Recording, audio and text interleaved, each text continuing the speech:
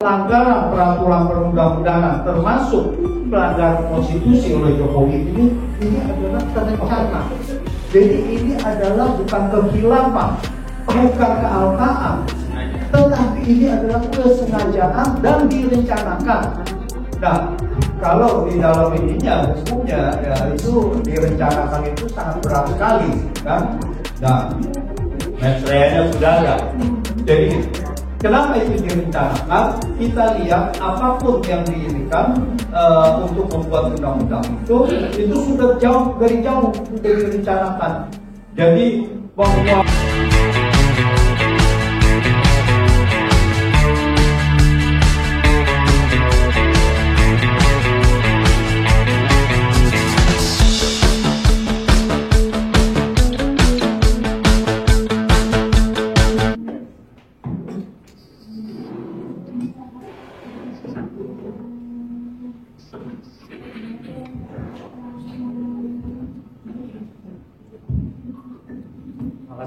Terima kasih Bang Kosidudin.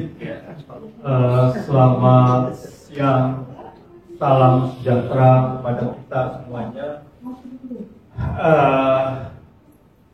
Saya rasa semuanya sudah mengerti dan tadi sudah diuraikan oleh Bang Kosidudin juga bahwa pelanggaran Jokowi itu sudah sangat banyak sekali. Jadi saya rasa kita sulit lagi untuk menjabarkan, semuanya hampir sama saja. Tetapi permasalahannya adalah di dalam title ini setelah 20 Oktober, seret dan adili Jokowi setelah 20 Oktober.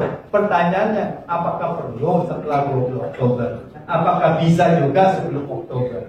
Dan itu harus diupayakan bahwa kesalahan pelanggaran ini harus dipertanggungjawabkan sesegera mungkin. Artinya tidak perlu bahwa itu setelah lengser, tetapi secara konstitusi turun, tetapi juga harus diupayakan untuk Jokowi mundur atau dimundurkan sebelum 20 Oktober. Pelanggaran atau begini, saya cuma ingin menambahkan sedikit kronologis bahwa ada dugaan-dugaan bahwa presidensi dari atau pilpres yang dimenangkan oleh Jokowi ini di dalam dua periode 2014 dan 2019 juga banyak terjadi pelanggaran-pelanggaran yang dapat diindikasikan bahwa itu dimanipulasi atau curang yang sebetulnya dia adalah tidak tidak memenangi kontestasi itu. Itu yang pertama.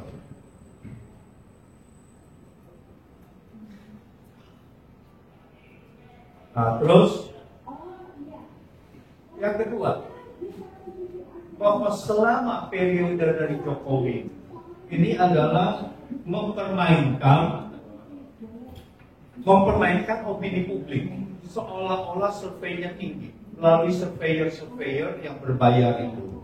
Lalu dianggapnya bahwa tingkat sebelum pilpres maka ada survei yang elektabilitas Jokowi sangat tinggi, itu untuk justifikasi bahwa itu bisa memenangkan pilpres dan sebagainya. Dan juga termasuk survei dari survei yang berbayar ini, yang diindikasikan berbayar ini, bahwa popularitas Jokowi sangat tinggi, 70% bahkan 80%. Dan ini adalah suatu kejahatan pembohongan publik. Kemudian saya juga melihat bahwa pelanggaran peraturan perundang-undangan termasuk pelanggaran konstitusi oleh Jokowi ini adalah terencana. Jadi ini adalah bukan kekhilafan, bukan kealpaan, tetapi ini adalah kesengajaan dan direncanakan. Nah, kalau di dalam ininya hukumnya ya itu direncanakan itu sangat berat sekali, kan? Nah, mensreanya sudah ada. Jadi kenapa itu direncanakan? kita lihat apapun yang diinginkan untuk membuat undang-undang itu sudah dari jauh sudah direncanakan. Jadi bahwa pembangunan IKN itu sudah direncanakan dari tahun 2019 yang kemudian pandemi gagal, lalu tiba-tiba 2022 dijadikan undang-undang IKN.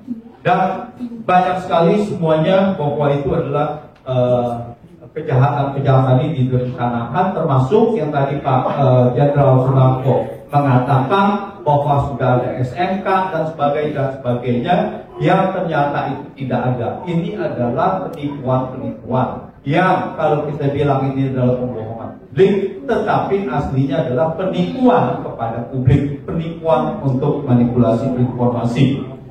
Nah, kita harus mengambil contoh dari Korea Selatan.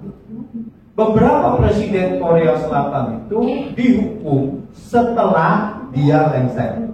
Jadi ada setelah dia lengser, ada Chun Do-hwa, Roh Tai-woo, cuma satu yang dimaksudkan, yaitu Pak Geun-hye, anaknya Pak Chung-hye-do, dan kemudian dia dihukum awalnya 30 tahun menjadi 20 tahun atau apapun.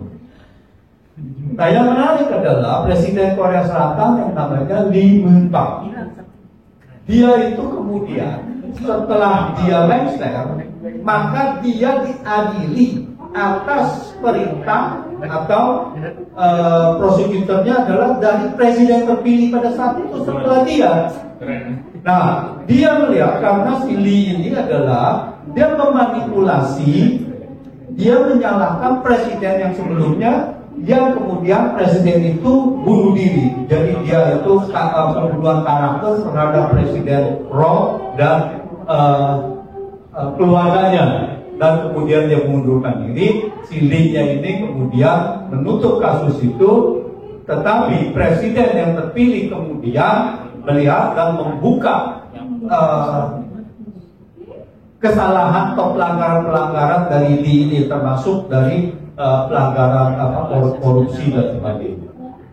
Nah, untuk itu kita lihat sebelum 20 Oktober ini adalah sah kalau masyarakat menuntut Presiden Jokowi mundur atau dimundurkan dengan daftar-daftar kesalahan yang tadi sudah disebutkan, dan tetapi masalahnya adalah karena Jokowi masih mempunyai kekuasaan, masih dilindungi, maka itu terlihat akan sulit. Tetapi tidak ada yang tidak mungkin terjadi di dalam dunia ini kalau ada kehendak dari yang atas. Nah, untuk itu tinggal tergantung kekuatan civil society apakah mampu atau tidak. Melihat dari waktu dan ini memang agak sulit. Tetapi 20 Oktober, setelah 20 Oktober, hal ini tidak boleh dilewatkan.